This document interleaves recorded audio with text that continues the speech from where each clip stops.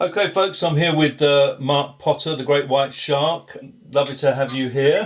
Lovely to be talking to them. Yeah. How did you get into boxing? Oh my God, I was 13 years of age. I did karate for about 3.5 years. Literally learned nothing whatsoever and had to defend myself.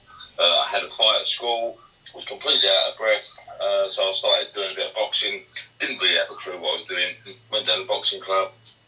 Pretty much self-taught myself. I'd had epileptic fits when I was, I think I was 9 months and 18 months old.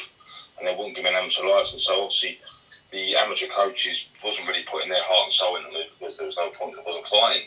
And basically, I ended up just teaching myself on the punch bag, and that was it. That was my start. What age were you when you started professionally? I turned professional at 22. I kind of rushed it. I mean, my last amateur fight, I lost on points. I lost on a cut eye to Audley at York Hall in the North East Dids in the final, and I pretty much handled him quite well in the first round, and then he just clipped me with a little short left hand, and I had a really tight fitting head guard on me. My eyebrow just split. I only split a little bit, and I then realised it was cut. Opened up, and referee jumped in, and literally I took 3 steps towards the doctor, and the doctor waved it off straight away without even looking at my eye. It wasn't even that bad. I think he needed a couple of butterflies in it. So, what was he a tough fighter, Audley Harrison? No, I mean I've been with a lot heavier punchers. Very awkward because he's about 6'5" and he's a southpaw. Very nice fella. Really like him, and he got a lot of bad stick from the British public. But no, I quite like the guy. So your first professional fight, I believe, was against Bugner Jr. Is that right? That's right. Yeah. Now the way this turned out, I mean I only turned pro on a pure whim, really. I went down to, I was training the Bodyworks gym in Tottenham, which is a pretty hardcore bodybuilders gym. And there was a guy called Mickey Theo down there, who I didn't really know that well, but I knew of, and he was very good friends with my dad. And he was a bit of a madman, really. And I remember him saying he started doing boxing, why don't you come down to this place, Champions Gym in Forest Road in Walthamstow, and do a bit down there. And since the old Harrison fight, I hadn't done anything whatsoever. And there was an unlicensed guy down there. I won't say his name, but he was unbeaten on the unlicensed scene. And they were looking at turning pro and do all sorts with him. And I ended up getting talked into going down there. Went down there on one Sunday morning, and the guy tried to take my head off, and I ended up knocking him out. And I don't think he ever fought again after that. Bizarre that you're talking about Mickey Theo, because obviously he's had all of this publicity recently, hasn't he, with this supposed fight that isn't going to happen now, I think, with John Fury. That's correct. Yeah, there's been a big surge in demand in watching. I mean, we're looking at the videos on YouTube with various people doing stuff. It's escalated. It could have escalated a really good money maker for the NHS, but it isn't going to happen, I don't think. And for Mick, it's a shame, because I think he really fancied getting there and doing and having a boxing match. But with a name, and obviously John Fury is a very good name, a very well respected man. So it is a shame that it isn't going to happen. I did hear that there was a possibility that you might have been refereeing that fight. Yeah, well, when it first happened, I mean, I hadn't heard from Mick for quite a while, and then sort of Mick spoke to me and said, "Have you seen this on YouTube?" And he said, "Would you work in my corner with me with Noel?" And that's Noel Tierney from Club KO. And I said, "Well, if it helps you out, I'll do it." And then it was about a week or so later, I get a call from Noel saying, "We need someone really sort of big and strong to referee this. Would you do the refereeing for this?" So I said, "Yeah, no problem. It's even better for me. That way I don't really have to pick sides, because obviously knowing the Furies and knowing the guys, and they're all very good men. I don't particularly want to be on the opposite side of any type of backlash." Yeah, I mean, I suppose, you couldn't, because you were down as the referee, you couldn't actually have an opinion in a way as to who was going to win. But now we're presuming that the fight is off. Yeah. Do you have any idea how the fight would have gone? It all depends on the distance, the duration of the fight. Obviously, if the fight's going to be over, say, 3-2s, then maybe you've got to say Mick, because he's going to come out very fast and very hard. If the fight's a long fight, then you've got to obviously lean towards John, obviously because he's boxing background and he's got a fantastic jab, and he was a very, very good boxer as pro. So getting back to you, your first fight was against Joe Bugner Jr. How did that all come about, and what was that like? Right, well, I was training at the championship, and once I knocked the unlicensed guy out, they said you've got to turn pro, and I was really I was kind of lost at the time. I didn't really know what I was doing, and I said, yeah, let's just do it. I mean, I literally only had 14 amateur fights. And I just thought, well, what the hell, let's go and do it. So I started training down there, and funny enough, Joe Bugner Jr. was actually training down the same gym as me in Walthamstow at the time. He was training with Jimmy McDonald, and I sparred with him a few times, and it was quite awkward. And we approached Frank Warren, and he said, well, the only way you can do it is if you come as opponent and fight Joe Bugner Jr. So obviously that's my only option I've got. So you know me, I never shy from anything. So I literally said, yeah, fair enough, we'll do it. So Joe changed gyms, and it was meant to be over 4 3-minute rounds, and then a few weeks beforehand they had it changed to 6 3-minute rounds. So my pro debut was over 6 rounds. And ended up fighting on the undercard of Prince Nazim Hamid at Wembley Arena. That was a good start. Yeah, very, very good. I beat him on points. I did get caught with his elbow literally with 10 seconds to go. And I had a flash knockdown. I got up, and to be honest, I was dazed slightly. And I literally got up, and as I stood up on my feet, the bell rung, and the referee held my hand up in there. Very, very, very strange. Well, was his dad there on the night? No, apparently he doesn't really speak. Well, didn't at the time. Wasn't really speaking to him. And I think Joe Senior was in Australia, I think. I mean, in your pro career, I think, if I'm correct, you had about 26 fights. But of course, the one that everybody remembers is the fight with Danny Williams. What are your memories of that? There's not a week goes by that someone doesn't remind me of this. It seems to pop up on Facebook. It seems to pop up again on YouTube. It seems to do the rounds, and it's. I mean, it was a fantastic fight to be involved in. It was a very, very, very good fight. And to be honest, up until I got caught, I was loving every second of it. But people forget. I took the fight at 6 days' notice. I was due to be on the undercard. I was going to fight an 8-rounder. I think I was fighting Michael Murray. God rest his soul. Literally, I was sparring with Michael Holden, who was the British heavyweight champion at the time, and Danny was the Commonwealth champion. And the very last sparring session we done with Michael Holden, don't want to go into too much detail, but he never made it past the second round. I felt very fast, very sharp, felt very powerful, and he literally didn't want to do any more sparring. And I knew straight away that he wasn't going to be fighting Danny. And I got spoken to by Frank Maloney at the Boxing Awards. He walked over and said, you've won an award. And I said, oh, what award? And he went, you're fighting for the British title next week. And I just went, all right, lovely. And then he went, well, I haven't asked you, how much do you want? And I went, oh, right, okay. Well, how much is it? And he said, I'll give you 12. And I went, so give me more now, and I'll give you 15. I went, all right, done. And that was it. And that was my British title shot. The actual fight, I mean, what happened in that round? Because you were you ahead at that point? Oh yeah, no, I think I was a proverbial mile in front on points, and I had a really big 5th round, and I hit him with a couple of uppercuts, which I have no idea how the man still stood up from. I still look back at it now and think my uppercuts were pretty good, and I hit him twice very clean. I have no idea who stood up, but I pretty much burnt myself out at the end of the 5th round. And I remember Denny Mancini, God rest his soul, was my cuts man, and he literally leaned in front of Dean Powell, God rest his soul as well. He leaned in front of him and he said, Mark, I want you to take a round off. And I remember looking at Denny and I said, okay. And he went, just go out and box. And I remember giving Denny a kiss on the cheek before I started the 6th round, and I actually went out and I actually started boxing. And I thought, how easy is this? I'm actually out jabbing Danny Williams here, who's, you know, technically, supposedly the better boxer than me. And then when he threw the right hand and his shoulder come out for the second time in the contest, it was kind of like I had a rush of blood to the head, and I thought, well, he hasn't hurt me up to this point. There's no way he can hurt me. And I just marauded in. And just before I got caught, I think I was up. I pushed him against the ropes. I threw a left to the body, left to the head. Just a short, sharp, fast combination. And I remember his eyes shaking. And as they sort of shook, he took a step back across the ring. And I went to walk in. I moved my head. And I went to walk in again, and this is the God's honest truth. I thought, I'm going to have the British belt around my waist, the WBO Intercontinental belt over my shoulder. I'm going to hold the Commonwealth belt up above my head.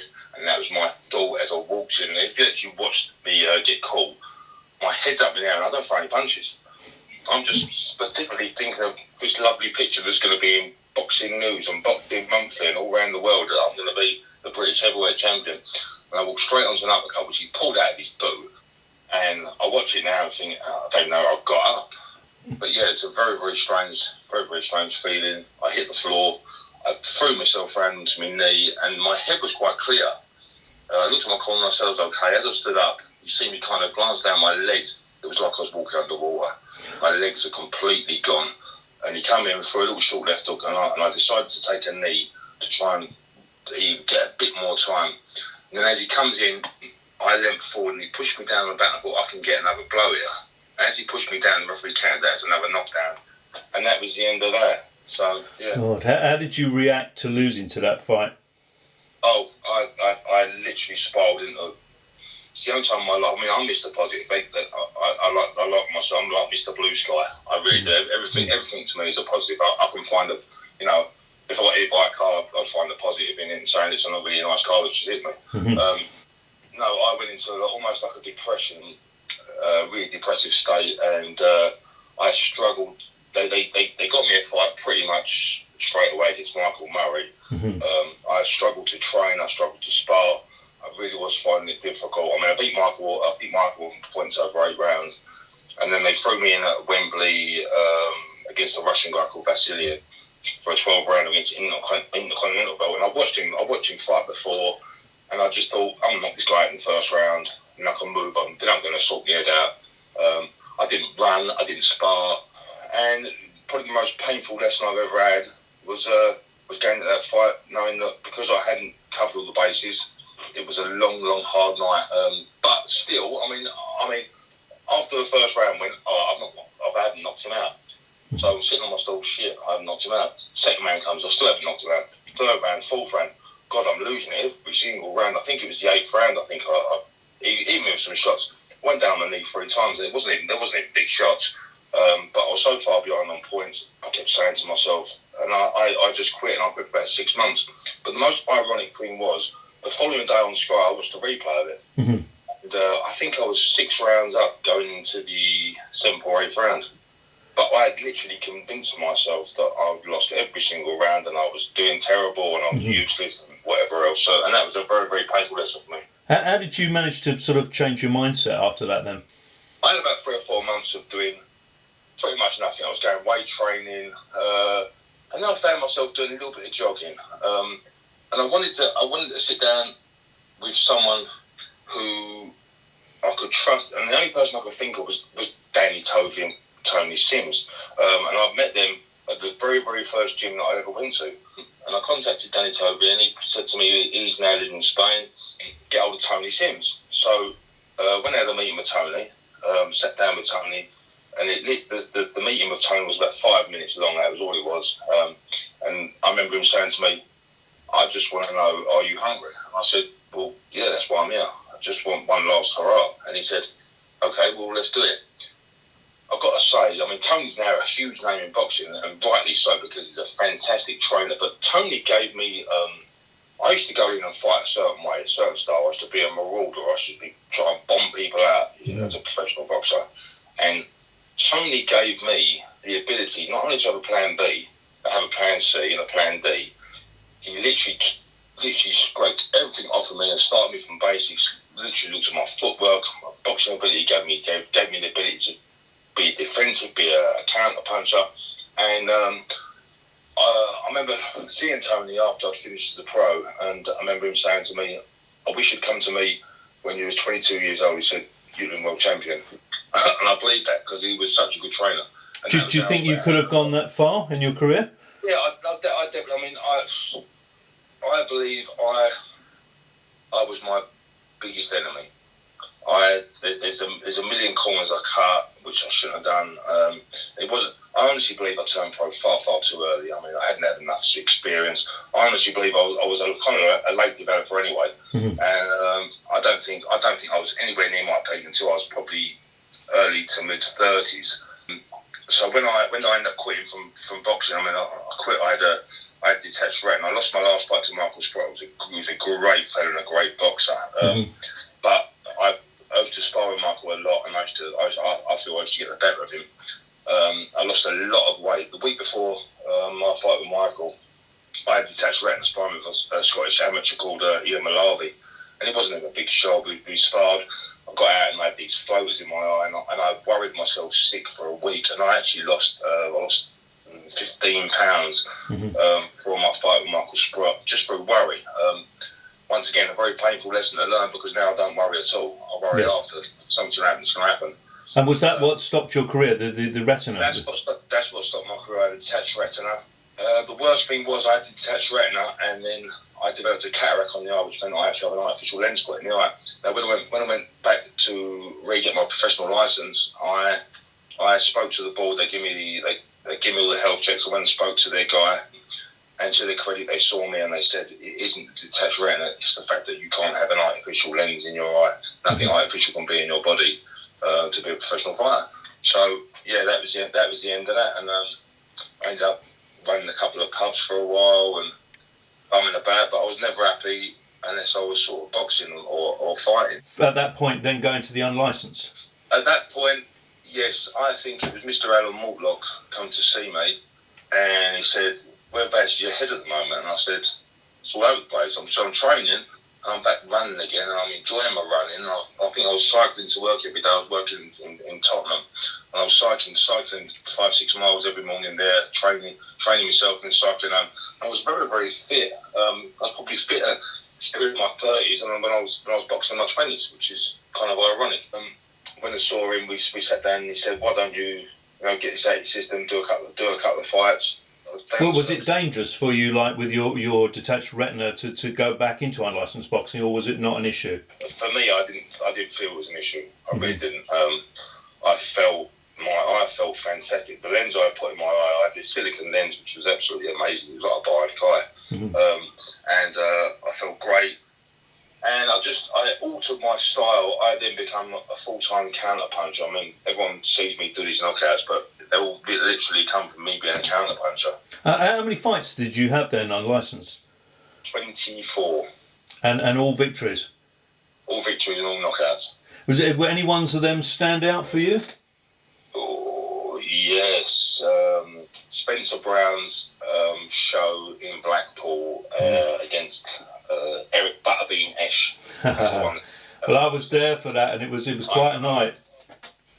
Fantastic. The atmosphere was amazing. Obviously, everyone was pro Butterbean to start off with. It's really, really weird. And he's coming with the American shorts, and I've got the English flag on my shorts. And then suddenly, the whole crowd just started chanting England, England, England, and that was great. I mean, I actually, to be honest, I actually punched perfect. I think he landed clipped one shot on me, which was like an arm punch in the whole fight. I kept pinging with jabs up and down the body, throwing combinations, and then obviously I stopped him at the end of the first round. What a great moment for you. I remember speaking to you before one time. You said you thought you were in the best condition you'd been for a long time, if ever. Yes, I was. I really was. I was.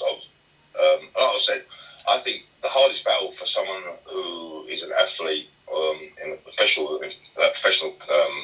capacity is to be able to enjoy their training. And I literally started training and enjoying the running, and I was sparring with a couple of guys, and I was sparring somewhere between 120 and 160 rounds before my contest, and I was only doing 6 and 8 rounders. I never even done that. I've never even done that as a pro. I'm lucky to get anything. I mean, when I fought for the British title, I think I sparred 1 6-rounder.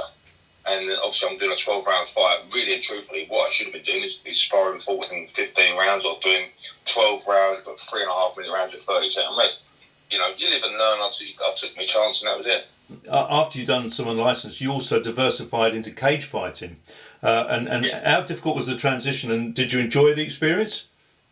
I loved every second of MMA. I thought it was fantastic. I mean, and once again, we'll go to Alan Mortlock again. I was training, doing some weight training, and he said, "You're getting bored of doing the boxing, aren't you?" And I went, "What made you say that?" He said, "I don't know, you seem like you're not getting up as much." I went, "Well, no, I said I'm finding it difficult because I think I've run out of people to fight. There's a couple of guys up north who wanted to fight, and then they never come off. There was a guy in Wales I wanted to fight. He never come off. It was getting to the stage where Alan was asking me if I was fighting with Spencer. I was literally saying, who do you want to fight? And I said, well, who's the best man in the country? Who's the best man on your circuit? Who's the best man on your books?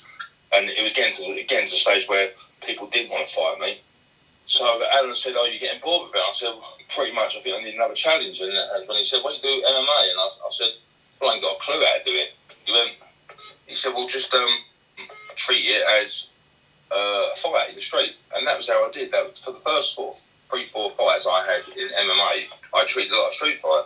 What was your record then when in MMA? I think I won 6 or 7. Mm-hmm. I lost 2, one by disqualification and one for the UC MMA title. I got choked out by Ollie Thompson, who had forearms like the size of my legs. What was it like to lose? Because obviously you'd come on the back of, never losing in the unlicensed boxing and then not losing in the cage fighting. How did you react to that? I knew what I'd done wrong. It's not like I'd trained and I'd cut corners this time. I knew exactly what I'd done wrong. I was with someone at the time, I'm not going to name her name, but everything was up in the air. My life, I had some great training. I had Ian the Machine Freeman come down for 2-3 weeks to wrestle with me and do some gates and stuff. It was absolutely fantastic to do that with him. I just believed that I had to, for that fight, I had to build my strength up and just wrestle. And it's the only time in my life that I pushed away something that got me there, which was my hands. I mean, I'd done one pad session and one sparring session. The whole rest of the time I was literally doing wrestling and grappling. Mm-hmm. But yeah, with the Ollie Thompson fight, it was almost like I had to prove that I was as strong as him, which obviously I wasn't because he was Britain's strongest man, and I had to prove that I could wrestle. But I never, if you watch the fight, I don't let my hands go. And that's down to the fact that this is the first fight that I've done the MMA where I didn't think it was a street fight. Every other fight, I used to look at the other guy and go, right, I'm going to take your head off now.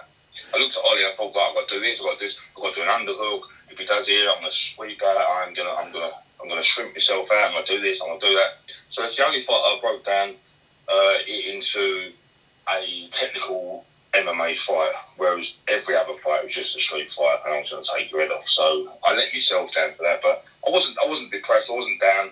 I knew what I'd done wrong, and with MMA, you only need to make one mistake. I mean, boxing is pretty similar, but you've got half a chance. You can recover from stuff, and he got me on the floor. I had people telling me to do this and to do that and to shrimp and go underneath and grab his leg, and I didn't have a clue what I was doing. Whereas normally I would just be letting my hands go, and I gave him my neck. And I remember this arm coming around, and it wasn't even the fact that I nearly, I didn't pass out. But it felt like my eyes were going to pop out my head, and that was the end of that. So did you retire from MMA after that? No, it was. I did a K1 fight straight afterwards, which is just kicking. You can't punch in the clinch. You can only punch once and kick once in the clinch, which I quite enjoyed. And then I wanted to fight for the UC MMA title because Ollie gave up the title and went to fight in UFC. And there was another guy from Sunderland, and he got the belt. And I wanted to fight him, and we were scheduled to fight twice. He pulled out twice, and when he pulled out for the second time, I said, "Well, I'm going to do a CFC fight. They've got a show in Brentwood. I'm going to top the door up there instead." I had an opponent pull out on me who was meant to be the next big thing. He was from Wales.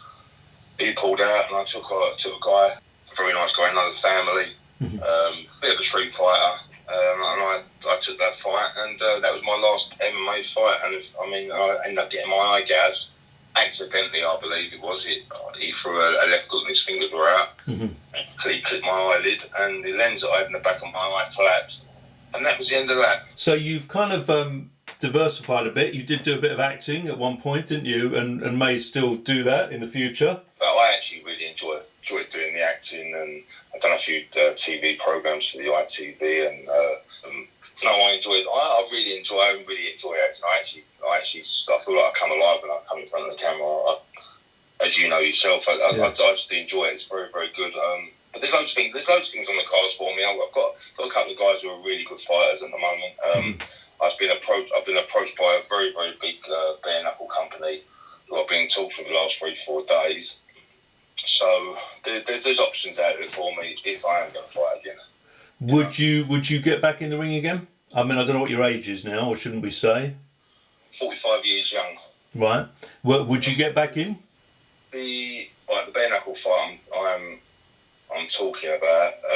Literally last night I was speaking to the head honcho about all it's hinging on is basically money and opportunity. They told me title shots there. They've even told me the guy who I'm going to be fighting, who's a fantastic ex-professional heavyweight, also ex-professional UFC fighter. So there's a big fight out there for me, but it's just a bit of negotiating to be done. If it isn't right for me, then I won't do it. I've had 4 operations on my eye now. I don't really particularly want to go down to Moorfields again and have another one. So it'll have to be right for me to do it. I mean, I love fighting. Fighting's my life, but it's not the be-all and end-all where it used to be. Mm-hmm. But it is still something I love, and I'm passionate about boxing and MMA still. The final thing, I mean, I did hear a rumour at some point that there was a possibility of a rematch with Danny Williams. Would you get up for that? Oh, 1,000,000%, my God. I think it was a few years back, there was a considerable amount of money offered. I think it was done twice. I think Alan Mortlock nearly pulled it off. There was some silly requirements that he needed, and it never happened. It nearly come off again. I mean, I ended up speaking on the phone to him. That was probably about 6-7 years ago. I spoke to him on the phone and said, "Look, we've got to do this," and blah blah blah. And he was all up for it, and then it all went quiet again. My heart of hearts, I don't think it will happen. But if I don't do the bare knuckle fight, the only boxing match I would ever do would be the rematch with Danny Williams, and that would be it. That would be great, wouldn't it? Yeah, that would be fantastic. It seems to me that you almost sort of got there and could have got there. Was it yourself that held you back? Because it seems like you could have gone very far in the game. Yeah, as a professional boxer in my 20s, it was myself that held me back. There was a confidence issue. There was a lot going on in the background, and yeah, I held myself back. I mean, if I could go back in time and do it all again, the whole thing would be completely different. It really would, and I believe I'd get far better results. And I think I'm in the same belief that Tony Sims had, that I would have gone all the way. Brilliant. Thanks very much, Mark. Thank you for talking to me, Liam.